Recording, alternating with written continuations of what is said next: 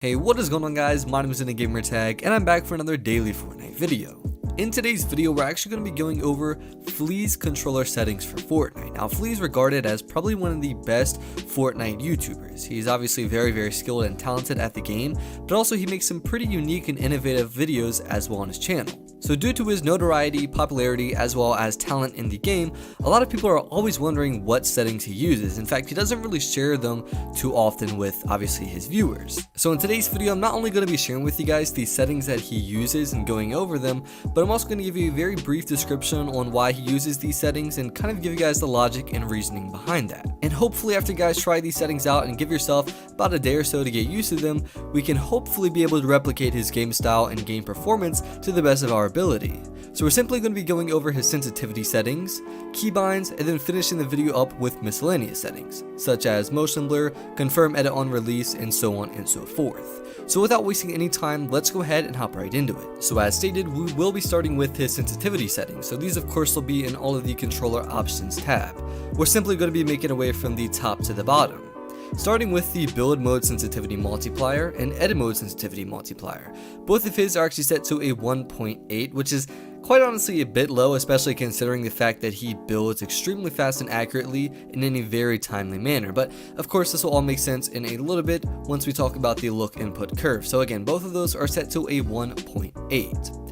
Moving our way downward is actually the advanced look sensitivity settings. His look horizontal and look vertical speed are both set to a 75%, and he has a 0% for his turning vertical as well as turning horizontal boost, and obviously a 0.00 seconds in his turning boost ramp time. So he is using no turning boost whatsoever, and this obviously is also what allows him to play extremely fast. Continuing downward is now leading us towards the aim down sight sensitivity, of course otherwise known as the ADS sensitivity, and obviously goes without saying that this kind of affects when you're aim down sights with an item in Fortnite.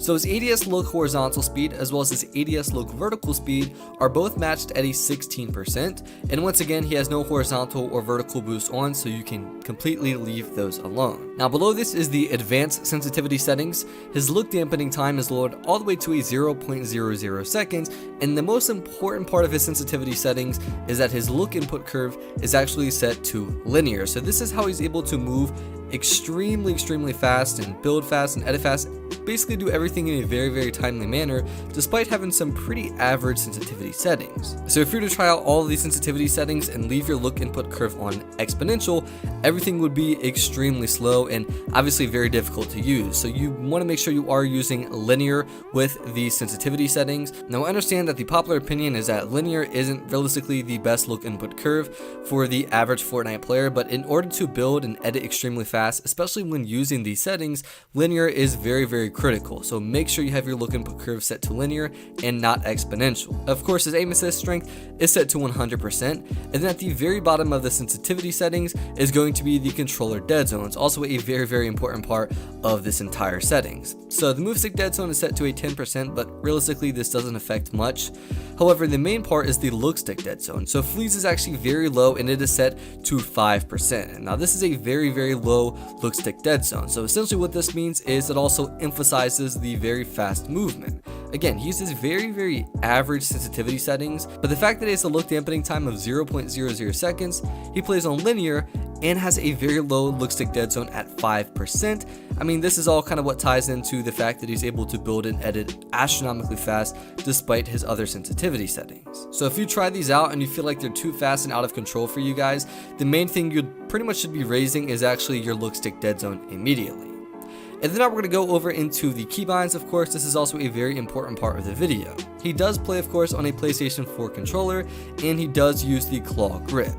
So he plays on a custom Builder Pro, which I recommend everybody use, and his keybinds are actually relatively simple. And of course, if you're playing on Xbox One or using an Xbox One controller, you'll kind of have to find substitutes for certain buttons that obviously PlayStation 4 controllers have that Xbox One doesn't. So the changes he has made is that his left analog stick clicked in, otherwise known as L3, is actually binded to switch mode. So of course when he goes to build, he presses left analog stick in. And then his PlayStation 4 button, the big center button, the touchpad, is set to edit. And then lastly, for his combat controls, is that his circle, which is B for Xbox One controller, is binded to crouch. So again, left analog stick clicked in is binded to switch mode, so whenever he builds, he simply clicks that in. Whenever he goes to make an edit, he uses the touchpad. And then lastly, his crouch is actually circle or B. And again, as I stated, he does play on a claw grip. I mean, in order to even use these keybinds, you should be using a claw grip.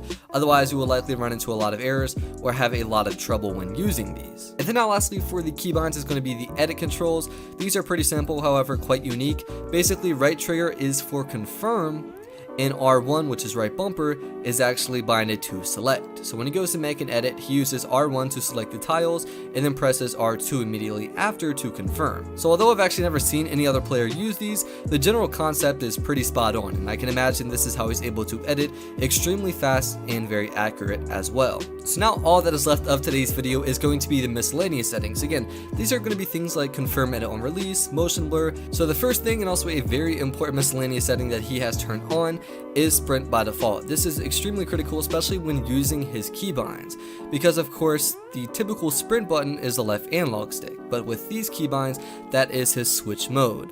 So in order to sprint in the game, you do need to have sprint by default on if you're going to be using his keybinds. The next miscellaneous setting is auto open doors, and he has this turned on, and I've stated this in my other settings videos.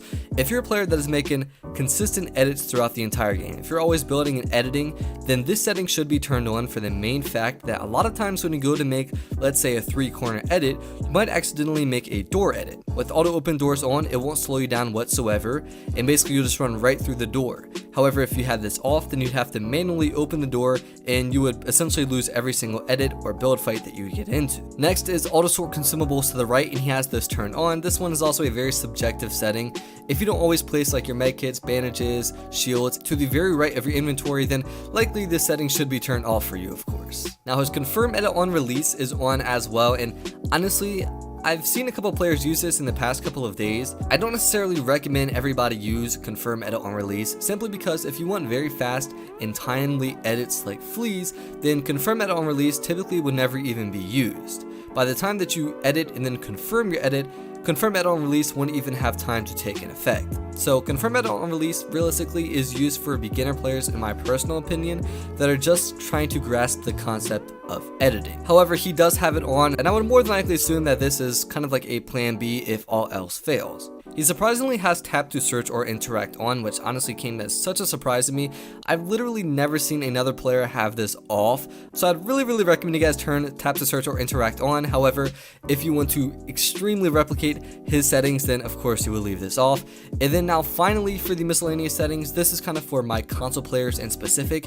For the replays, I recommend you turn every single record replays off, and the main reason is because for whatever reason, console has this error where if you have this on, then you'll likely experience very low FPS, basically meaning your game will be choppy and almost have kind of a laggy experience. Whereas if you turn record replays off, then your game will be a lot more smooth and consistent, and realistically have higher FPS and flow better. But if you play on PC, then basically you can leave these on. So those are pretty much all of these settings that he uses. Again, we went over sensitivity settings, dead zones, keybinds, and then finished the video off with miscellaneous settings. So if you're like me and you've always wanted to try out Flea's controller settings, then definitely give these a shot. And considering the fact that they are really fast, give yourself at least 2 days to get used to them. Obviously, once you first put them on, you're not going to play like him. You're not even going to play probably relatively decent, just due to the fact that they're going to be very uncomfortable and new to you. So give it a couple of days, and then if you want to change a couple things, feel free to do so. But those are the settings that he uses. Hopefully when we all try these out, we can replicate his game style and hopefully his game performance as well. And of course, for the obligatory shout out to Flea, you can check out his channel in the description below, as well as feel free to use his creator code. He's definitely, in my opinion, is one of the best and most innovative and unique Fortnite creators out there, so definitely check out his channel. You guys will not be disappointed. And of course, his skill level in Fortnite is astronomical. Anyways, that's pretty much going to be it for today's video, guys. If you enjoyed it or found it helpful, a like would be beyond appreciated. And of course, on the contrary, if you genuinely disliked today's video, then by all means feel free to leave a dislike as well.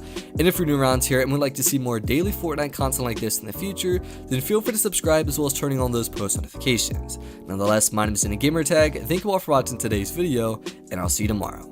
Adios.